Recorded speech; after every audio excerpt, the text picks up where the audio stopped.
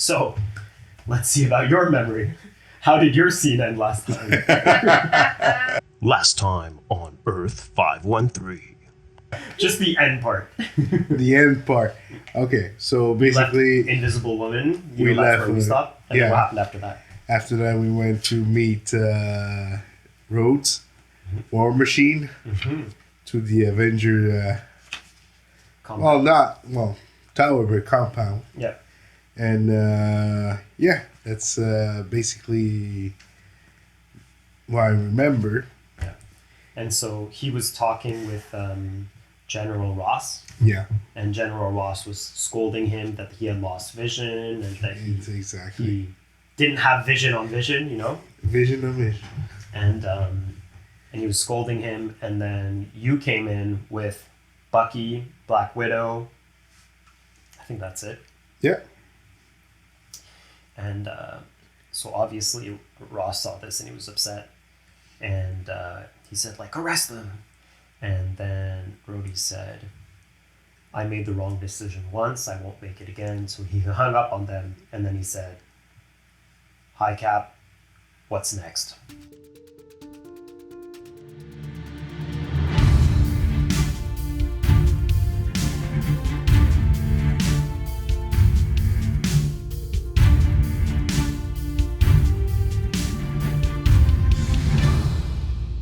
And so the action is now to you. Obviously, no pressure, but you're Captain America. You're the leader, right? And so you have a team in front of you. You've got War Machine, you've got Black Widow, you've got Bucky, because you got Bucky to come in. And for context, in the room, you also have Wilson, who you also could have called on, the Falcon. Mm-hmm. So in our world, he was chilling with Black Widow. And so you're all there. So Rhodey's is in a bit of hot water because he technically works for the government. He technically works for the army. And he just told Rhodey's like, fuck off. I'm going with Cap. And you're a bunch of fugitives that are now in the States in a very, well, not super known. The Avengers compound is less known than Avengers Tower, but still pretty well known. It's definitely known by Ross. So he could send the army. There's a bunch of different things that can happen, right?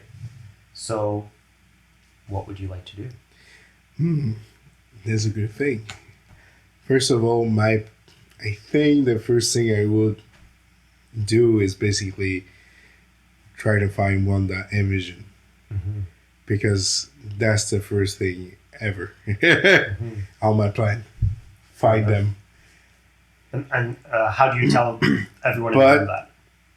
Do you want to do recap first? Like what do you tell these people in the room effectively? And you can actually tell them. If Captain America will be like doing a debrief with everybody else and tell them exactly what he saw and what happened. So basically, I think the Captain America will tell them about the fact that Wanda took a vision, the loss of the Infinity, we don't know it's an Infinity Stone, but the stone of vision, and the fact that there's a ship in the sky. So I think I would send probably Bucky and Falcon to go and actually check for the ship that's actually in the sky, and Black Widow and me with War Machine. Well, we prioritize on finding Vision and Wanda. Okay. So you're saying all this, and Black Widow says, "Absolutely, Cap. That makes sense. I think that's definitely our next course of action. Before we do all that, though, there are people I want you to meet. Nope. There's a reason we were aware of what was happening. We were informed about this alien invasion. It's why we sent you, and it's why we informed Iron Man. I know this is delicate. I know you're not on the best of terms, but we sent you over there and we needed somebody to take care of the situation here. So we got in contact with Iron Man, and that side of things didn't turn out very well. No kidding. How do you No react? kidding. Well, And she's clearly flustered because she's obviously on your side, yes. but she took an executive decision effectively. How do you feel about that, and what do you say? Let's talk. Let's see him. Well, he's there, or No, we have Oh. somebody that told us about what happened or Okay. what was going to happen. There's somebody who warned us, basically. who, basically? So Who warned us? she says, she turns towards, you were going to send Wilson and Wilson and Bucky to investigate the aliens. So she says, Cap, I think it's okay for us to send them. And if you want, we can send War Machine to investigate for Wanda, you said. But I think you should stay with me. Is that okay with you? Yeah. Okay, so they go out. So now it's just you and Wanda. Wanda. Sorry, Black Widow. Black Widow. Black Widow. You and Black Widow. And so imagine the compound as this really big, vast space. You know, it's like just very military. And so it's cold. It's very like cement and glass. Okay. But there's still, you know, arrangements, utilities for the people that live there and work there. And so you can imagine that you're walking through these long hallways, there's some elevators, that kind of stuff, and you head to one of the floors, and there's, you know, what we would call the equivalent of a cafeteria space, okay? And you can see that typically there would be some employees. There's not that many employees because you're trying to keep it low-key, but there would usually be some kind of admin employees. At this time, the whole floor is empty. And she brings you towards what you know to be the cafeteria. And it's not a big space. It's quite a small space. You can imagine if you've seen kind of like classic techie cafeterias. So it would be like, in this case, it's fogged windows so that you can be discreet. Yeah. But it's kind of a glass structure, and inside it's like maybe a space as big as this space here. Okay, it has a fridge, it has like a washing machine, it has a coffee machine, which like fancy coffee. It has maybe like a food dispenser. Most people, they use, you know, the fridge and they have their lunches, that kind of thing. Yeah. Okay? It's like very basic. Okay, just to paint you the picture before we go in. And so you're walking, you know. And I mean, for one, let's get your state of mind. How are you feeling while this is happening? Well, after having a battle and losing it, well, Captain America is. Well, I think Cap is tired. Mhm. First of all, even if it's super strained and everything, Mhm. I think it is. What's that? I'm like, he gets tired. I think we all get tired. So lame. Cap's allowed to be tired. I'm kidding. Okay. By the way, for the people, he's my favorite character. Yeah. So Yeah. I think Actually, no. it's now mainly he's that you're low-key. teasing Raph. Yeah. No, I'm just making fun. So yeah, okay, so I think he's well. Yeah, bro. Basically, he lost a battle. How does he He's feel about- tired. how does he feel about Black Widow at this stage? Has his feelings changed towards her? Is it the same? I think it's the same. He Still doesn't trust her? just trust her. Let her make that decision. Okay. So you're walking towards this space, and what the first thing you notice, okay, and I won't even have you roll because it's very evident, is even though the windows are like what's the word I'm looking for? Like frosty, like Mhm. private setting kind Yeah. of thing. You can still see the shadows, and these are weird shapes. Okay, they're not like your average sized People. Yes, thank you. I'm trying to avoid some spoilery words. They don't look like average sized people. Okay, there are some very unusually tall shapes in there. Skulls. Well, you wouldn't see what they are, but they're like shadowy shapes. You Oh know? my god. So there's this really tall shape that's like almost touching the ceiling. There's like a bulkier shape, and there's a really small shape like a kid or something. Okay, and then they're making lots of noise, like my cat in the background. Yeah. Letterman. He's the star of the show. No. I You can just. go see Auntie. Go see Auntie. I just. Okay, so they're making a lot of noise, so you can kind of hear their voices already, okay? And so this is what Cap hears as you and Black Widow get close, okay? You hear this little voice, this little grumpy voice saying, "Quill, is this what you Terrans call food? It's flarkin' disgusting." And then you hear this other voice say, "How should I know? I haven't been here since I was a teenager. I mean, these chips are definitely okay. Rocket, you just complain about everything. It's definitely better than, it's better than Otamba Zorpos." And then the little grumpy voice says, "Better than Zorpos? You take that back, you filthy Terran."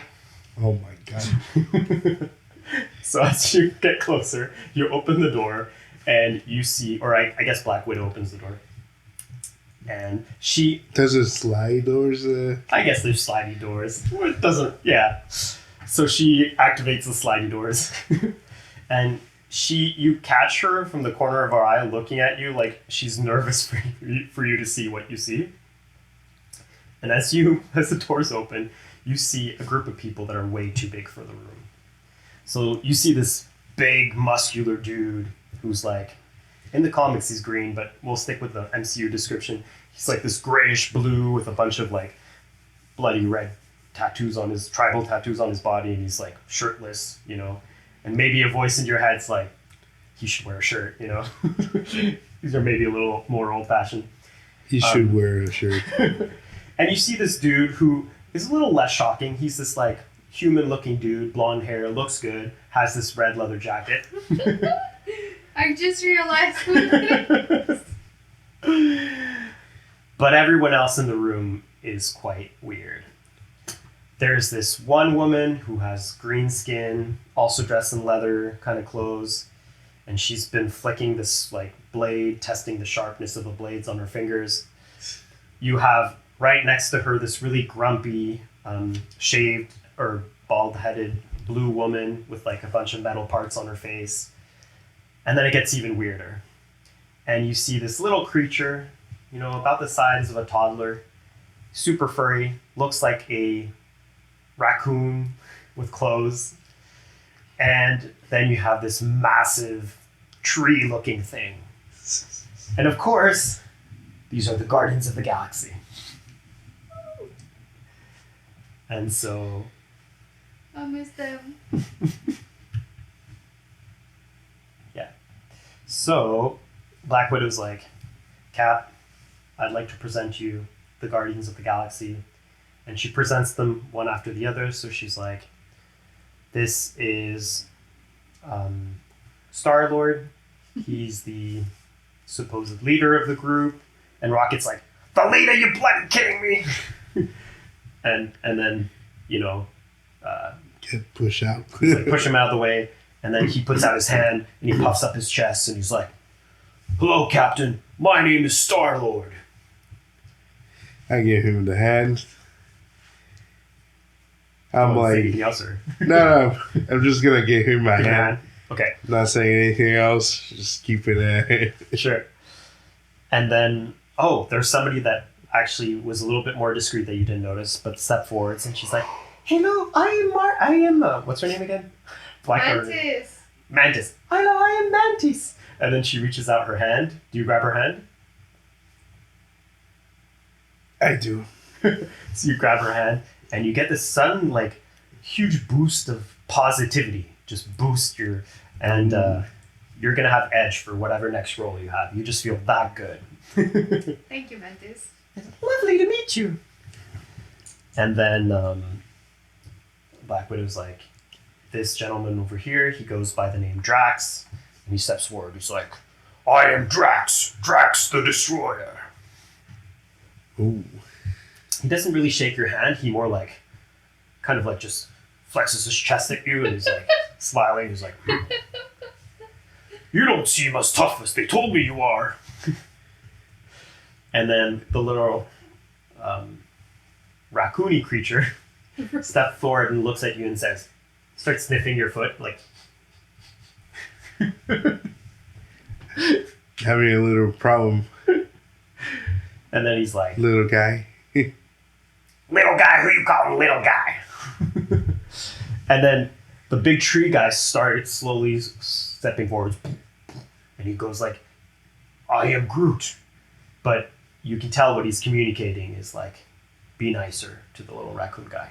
And then he smiles at you, this like weird tree smile that looks really friendly, and he goes, I am Groot. And I'm Captain America.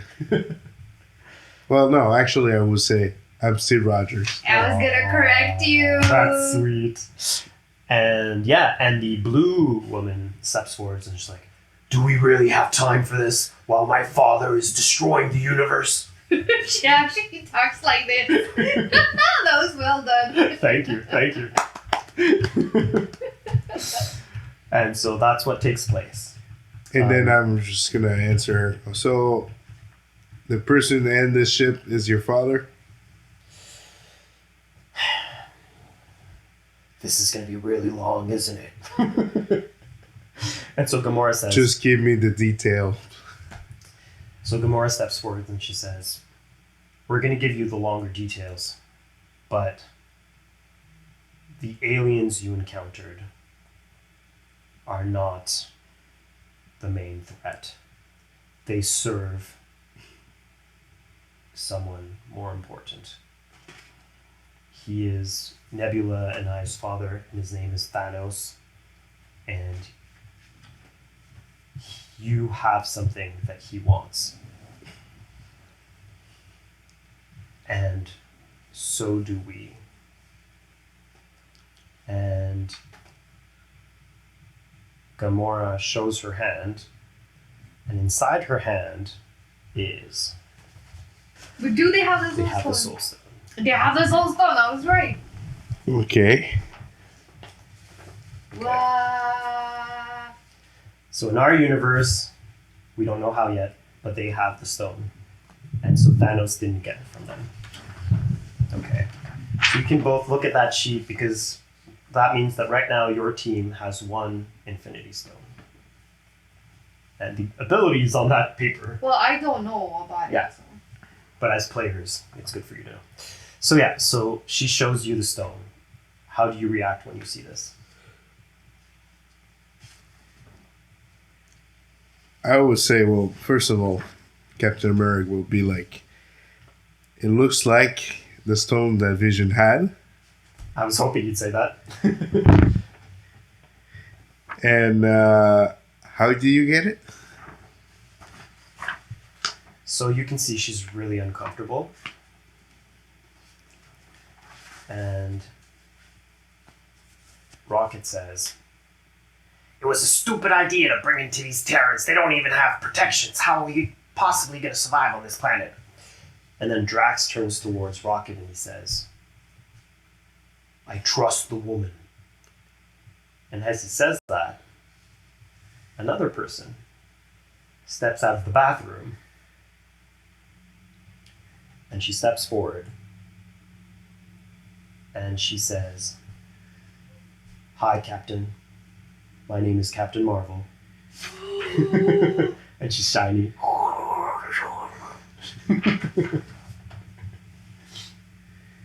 Why am I not here? You're the one who chose to leave. No! So, I heard about you by by Nick. oh damn, that's interesting. I accept that. I accept that. Huh? I heard about you. From Nick From Fury. Nick Fury. Oh. So, yeah, so you say, I've heard of you from Nick Fury. Yeah, let's have you roll. Do I need to roll? Because Yeah, I let's feel have like you I roll- need to. Yeah. Let's have you roll a logic check. just to see how much you know.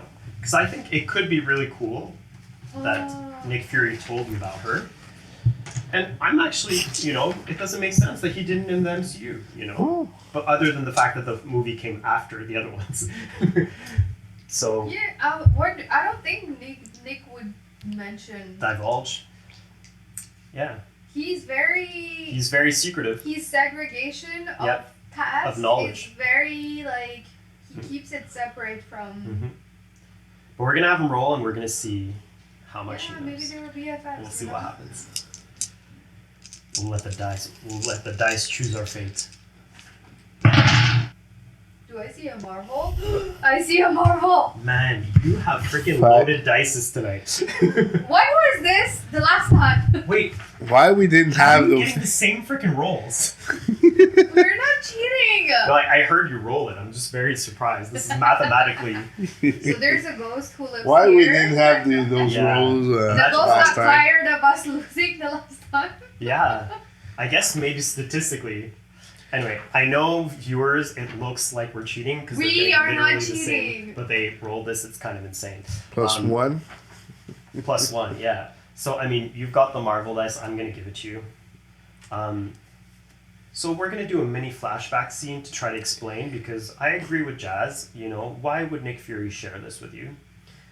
The way I see it, this would have been kind of between scenes during the events of the Hydra invasion.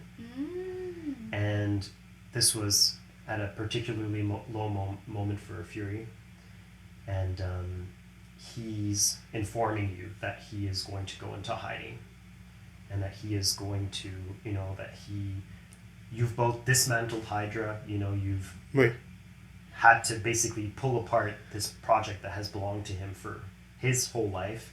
And they don't really explain it much in the movies, but for your information, Nick Fury's not the first Nick Fury. He's Nick Fury Jr.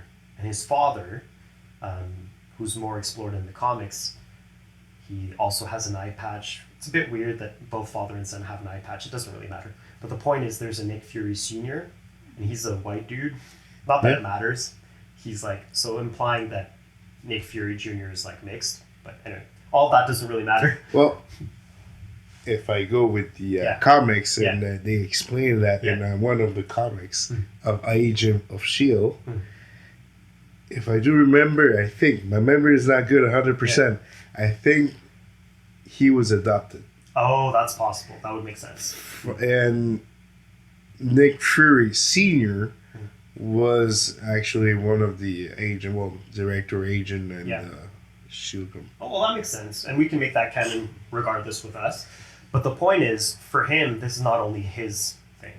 This is his father's thing. Legacy. He doesn't have the best relationship with his father, but it's still a legacy. Exactly. That's a Is really it the good word. father or grandfather? I don't remember. Yeah, it depends. But in our world, it's going to be his father. Yeah, We're basically. going to make that canon. So his father and then him. Your Right? story. Yeah. For us, it's written in stone now, right? Mhm. And so for him, it's a legacy. He pretty much didn't have a relationship with his father, and so he's telling you a little bit about this, mainly because he's drinking hard liquor with you, and he's basically having to destroy his life's work. And he tells you, S.H.I.E.L.D. serves a much larger purpose, Steve. S.H.I.E.L.D. is the only line of defense against injustice, against alien threats, against terrorism. We can't trust the government to properly care for this. And so I'm not leaving. You understand this, right? I am stepping into the shadows so that I will be less monitored and so that I can start taking care of work that I have not been able to take care of previously. I wouldn't tell you this, Steve, I hope you understand, unless I needed something from you. And so he slides over a manila folder. Okay. And I'm assuming you open the folder. You could choose to burn it for some reason, but you have agency. You open it. There are a few profiles in the manila folder, and they're all redacted. They're all, super top secret. But from the little information you can see, there are a few names that show up. Okay, you can see the Avengers. Okay, you can already see that, and so you know who they are. They're pretty much his ace up his sleeve for any major disaster. But there are two people that you don't recognize. One of them is Captain Marvel. And so this would be an older picture of her from back when he was younger and he knew her. And so he tells you, there isn't much I will tell you about this person, but when you meet her, you will know that we are in a lot of danger. She goes by Captain Marvel. She's not from around here, but I know her as Carol Danvers. And I would trust this woman with my life. And so if she ever comes calling, I will trust that you will let her take control and you will let her run the mission, whatever that may be. Can I trust you with that? I'm thinking about it. I'm looking at him. I'm looking at the file. And I know I shouldn't trust 100%, but I'm saying, yeah, I would. And then he turns to another page and he says, I want you to pay particular attention to this person. If anything should happen to me, evidently Maria Hill will take my place. Should anything happen to Maria, this person will take the role of director of S.H.I.E.L.D., whatever S.H.I.E.L.D. may be. And so you look at the page, and this person especially catches you off guard, because the picture's also dated, but you look at the age, and this woman's quite young. She's maybe in her mid-20s, and she goes by Daisy Johnson, aka Quake. And he says, I consider her my daughter. She's not my blood and bones, but I consider her my daughter. And I have full trust in her. And everything we're doing, everything I've built, everything my father's built, I can't trust anybody else with this than her. So if anything happens to me or Maria, I need you to find this woman. Can I trust you with this? You can't call on me. End of the flashback. Who's Daisy Johnson? Quick. She's a freaking badass. It's still early. For us, early. Do you want a little bit more, or are we good with that? I think we're good with that. Yeah. That's a pretty good close, eh? That was a So great. this is Earth 513. I was Phil. I'm Raph. And I'm reading on Daisy. All right. Have a nice one, everyone. Thanks for watching. Bye. Bye. Hi there, viewers and listeners. Thanks for listening. On the behalf of myself and my crew, I'd really like to thank you for watching. And it's free. Go like and subscribe, you know the classics. And if you want to go the extra mile, you can actually go to our Patreon, which is patreon.com/earth513. And you can either subscribe for free. We'll put some little updates of things coming up, etc., communicate with you, etc. But if you're willing to pay a little, contribute a little extra, we'll be giving you a bit of extras. So we'll have some behind the scene content. We'll give you access to recordings before they come out, unedited. So with all my mistakes, you know. And we'll be adding also some interactive elements. I'm inspired by a bunch of awesome actual play YouTubers out there who do stuff like allow you to create NPCs, so either names or visual appearances, that kind of stuff. So we'll probably figure that in. We'll probably have some voting systems for decisions. Maybe you can throw a wrench into our players' game. We'll figure it out together. But yeah, it all starts at Patreon. I believe we've set it up for a $5 one, so super low cost. And eventually we'll have other tiers so you can contribute even more, so look into it. All right. Thanks again and have a nice one. I'm panicking. I don't know what the fuck I just saw. Maybe it's the way to discover why we're here, because I'm really confused. So many things happened since I arrived on this earth. What are my options? That's the thing. Do I have agents also at outside? And I know I kind of just run without having that complete You're either gonna have to kill them all, maybe. The anxiety and the panic is starting to build up. She just snapped out of existence. Boom! Why But it's my always planning- the ending like this?